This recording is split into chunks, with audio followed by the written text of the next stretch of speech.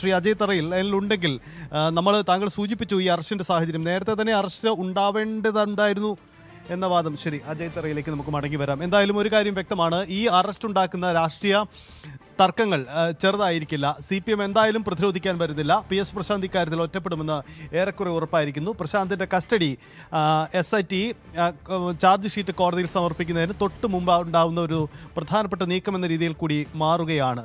ഇക്കാര്യത്തിൽ ദേവസ്വം മന്ത്രിയുടെ പുതിയ സർക്കാരിൻ്റെ ഒക്കെ പ്രതികരണവും പ്രധാനപ്പെട്ടതാണ്.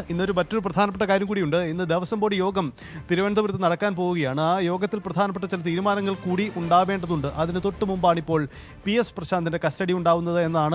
ഇന്ന് തന്നെ തൻ്റെ അറസ്റ്റ് ഉണ്ടായേക്കുമെന്ന് രാവിലെ അദ്ദേഹം ഫേസ്ബുക്കിൽ പോസ്റ്റ് ഇട്ടിരുന്നു. തുടർന്ന് പിന്നാലെ അദ്ദേഹത്തെ മാധ്യമങ്ങൾ പലവട്ടം ബന്ധപ്പെടാൻ ശ്രമിച്ചെങ്കിൽ കൂടിയും ലഭ്യമായില്ല. ഇതിനിടയിൽ അറസ്റ്റ് ഉണ്ടാകുകയായിരുന്നു എന്നാണ് മനസ്സിലാക്കുന്നത്. ഒരു കാര്യം വ്യക്തമാണ്, SIT യുടെ നീക്കം മുന്നിൽ കണ്ട് തന്നെ പ്രശാന്ത് പോസ്റ്റ് ഇട്ടു എന്ന് വേണം മനസ്സിലാക്കാൻ. അരുൺ, വളരെ പ്രാധാന്യമുള്ള ഒരു അറസ്റ്റ് കൂടിയാണല്ലോ. നേരത്തെ തന്നെ നടക്കേണ്ടിയിരുന്ന അറസ്റ്റ് എന്നതാണ് അജയ് തറയിൽ അല്പം മുമ്പ് പ്രതികരിച്ചത്. സർക്കാരിൻ്റെ നിലപാടും അത് തന്നെ ആയിരിക്കുമോ? ദേവസ്വം മന്ത്രി അടക്കമുള്ളവർ ഈ വിഷയത്തിൽ പ്രതികരിക്കുമോ?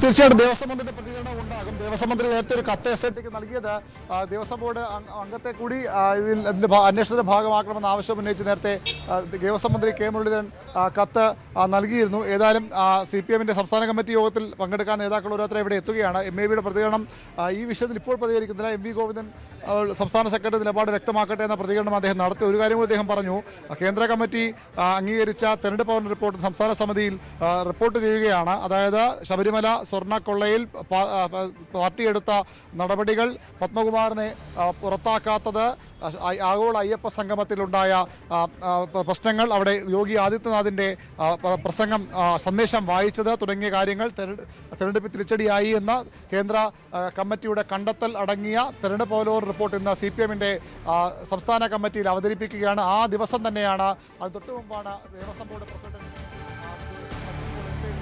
കസ്റ്റഡിയിൽ എടുക്കുന്നത്. ഏതായാലും ഒരു കാര്യം ഉറപ്പാണ്, ഇത് CPM തീർച്ചയായും ചർച്ച ചെയ്യാൻ പോകുന്ന വിഷയങ്ങൾ ഒന്ന് തന്നെയാണ്. കേന്ദ്ര കമ്മിറ്റിയുടെ കണ്ടെത്തൽ ഈ വളരെ പ്രധാനപ്പെട്ട ഒരു വിലയിരുത്തലാണ് അവർ നടത്തിയത്. സംസ്ഥാന നേതൃത്വത്തെ കുറ്റപ്പെടുത്തിക്കൊണ്ടുള്ള ഒരു വിലയിരുത്തൽ.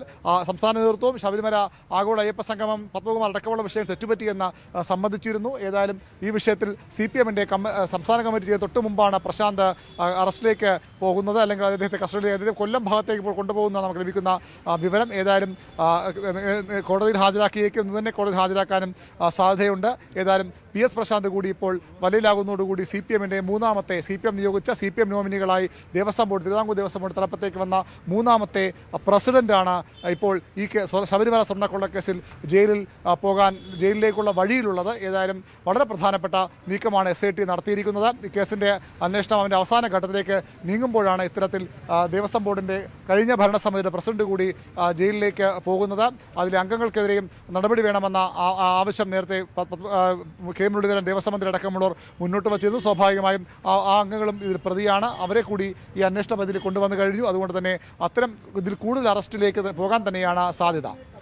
അതാണ് പ്രധാനപ്പെട്ട കാര്യം. എന്തായാലും കൂടുതൽ അറസ്റ്റ് ഇനിയും ഉണ്ടാകുമോ എന്ന ചോദ്യം കൂടിയുണ്ട്. PS പ്രശാന്തിൻ്റേത് ചാർജ് ഷീറ്റ് സമർപ്പിക്കുന്നതിന് മുമ്പുള്ള അവസാനത്തെ അറസ്റ്റ് ആകുമോ? PS പ്രശാന്തിന് പങ്ക് സംബന്ധിച്ച് ചില അവ്യക്തതകൾ ഉണ്ടായിരുന്നു എന്നതാണ് തുടക്കത്തിലുണ്ടായിരുന്ന ചില സൂചനകൾ. പക്ഷേ അതല്ല, പ്രശാന്തിൻ്റെ പങ്കാളിത്തം വ്യക്തമാക്കിക്കൊണ്ടുള്ള റിപ്പോർട്ടാണ് SIT കോടതിയിൽ നൽകിയത്. പുതിയ ഭരണസമിതിക്കും വീഴ്ചകൾ പറ്റി. അതിൽ പ്രശാന്ത് വിശദീകരിക്കാൻ ശ്രമിച്ചത് തങ്ങളുടെ ഭരണസമിതിക്ക് പറ്റിയ വീഴ്ച കോടതിയെ അറിയിച്ചില്ല എന്നുള്ളതാണ്. പിന്നീട് കോടതിയിൽ ഇക്കാര്യങ്ങൾ മാപ്പപേക്ഷ അടക്കം നൽകിക്കൊണ്ട് നിലപാടെടുത്തു. അതോടുകൂടി എല്ലാം ക്ലിയറായി, ഇതായിരുന്നു അവരുടെ വാദം. പക്ഷേ സംഭവിച്ച മറ്റൊന്നാണ്, ഈ ഗൂഢാലോചനയിലടക്കം പുതിയ ഭരണസമിതിക്കും പങ്കാളിത്തമുണ്ട് എന്നത് തന്നെയാണ് വിലയിരുത്തൽ. അതായത് സ്വർണം ഉരുക്കി മാറ്റാൻ വഴി ഒരുക്കിയത് പുതിയ ഭരണസമിതി എന്ന തരത്തിലേക്ക് കൂടി ആക്ഷേപമുണ്ടായി.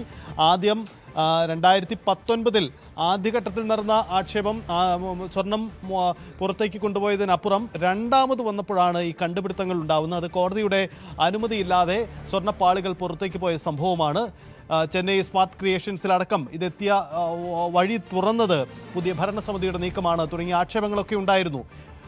2025 എന്താണ് ഞങ്ങൾ ചെയ്ത തെറ്റ്, ഇതടക്കമുള്ള കാര്യങ്ങൾ വിശദീകരിച്ചുകൊണ്ടാണ് ഇന്ന് ഫേസ്ബുക്കിൽ ഒരു പോസ്റ്റ് ഇട്ടുകൊണ്ട് PS പ്രശാന്ത് നിലപാട് വ്യക്തമാക്കാൻ ശ്രമിച്ചിരിക്കുന്നത്. അതിന് തൊട്ട് പിന്നാലെയാണ് അറസ്റ്റ് ഉണ്ടാവുന്നത്. മുമ്പ് പലവട്ടവും ആക്ഷേപം ഉയർന്നപ്പോഴെല്ലാം പ്രശാന്ത് ഇക്കാര്യത്തിൽ തൻ്റെ ഭരണസമിതി എടുത്ത നിലപാടുകൾ വിശദീകരിക്കാൻ ശ്രമിച്ചിരുന്നു. പക്ഷേ അതൊന്നും നിലനിൽക്കുന്നതായിരുന്നില്ല എന്നതാണ് പ്രധാനപ്പെട്ട കാര്യം. എന്തായാലും അതിൻ്റെ പിന്നാലെയാണ് ഇപ്പോൾ അറസ്റ്റ് ഉണ്ടാവുന്നത് എന്നതുകൂടി പ്രധാനപ്പെട്ട ഒരു നീക്കമായി മാറുകയാണ്. കോൺഗ്രസിനെ സംബന്ധിച്ച് ഈ അറസ്റ്റ് നേരത്തെ ഉണ്ടാവേണ്ടതാണ് എന്ന നിലപാട് ഉണ്ട് താനും. ഇന്ന് രാവിലെ പ്രശാന്ത് ഇട്ട പോസ്റ്റിങ്ങിനെയാണ് ഭക്തജനങ്ങളെ 2025 ഞങ്ങൾ ചെയ്ത തെറ്റെന്താണ്? 2019 ഈ സ്വർണ്ണ മോഷണ കേസ് പുറത്തു വരാൻ നിമിത്തമാവുകയും സത്യസന്ധമായി പ്രവർത്തിക്കുകയും ചെയ്തത് തങ്ങളാണ് എന്നതാണ് പ്രശാന്തിൻ്റെ നിലപാട്. പക്ഷേ കോടതി SITയുടെ കണ്ടെത്തൽ മറ്റൊരു തരത്തിലാണ്. SIT ആ തരത്തിലാണ് കേസ് ഫ്രെയിം ചെയ്തിരിക്കുന്നത്. എന്തായാലും പ്രശാന്തിൻ്റെ വാദം കോടതിയിൽ നിൽക്കുമോ? പുതിയ ഭരണസമിതിക്ക് പങ്കില്ല എന്ന വാദം കോടതി അംഗീകരിക്കുമോ? എന്തായിരിക്കും നീക്കമെന്ന് തുടങ്ങിയ പ്രധാനപ്പെട്ട നീക്കങ്ങളാണ്. എന്തായാലും കസ്റ്റഡി അറസ്റ്റ് ഔദ്യോഗികമായി രേഖപ്പെടുത്തിയ ഒടുവിൽ കോടതിയിൽ എത്തിക്കുകയായിരിക്കും നടപടി. ആ നടപടിയിൽ ജാമ്യം കിട്ടാൻ സാധ്യതയുണ്ടോ, അതല്ലെങ്കിൽ റിമാൻഡിലേക്ക് പോകുമോ? അതാണ് അറിയാനുള്ള പ്രധാനപ്പെട്ട കാര്യം. ഇടവേള, മടങ്ങി വരാം.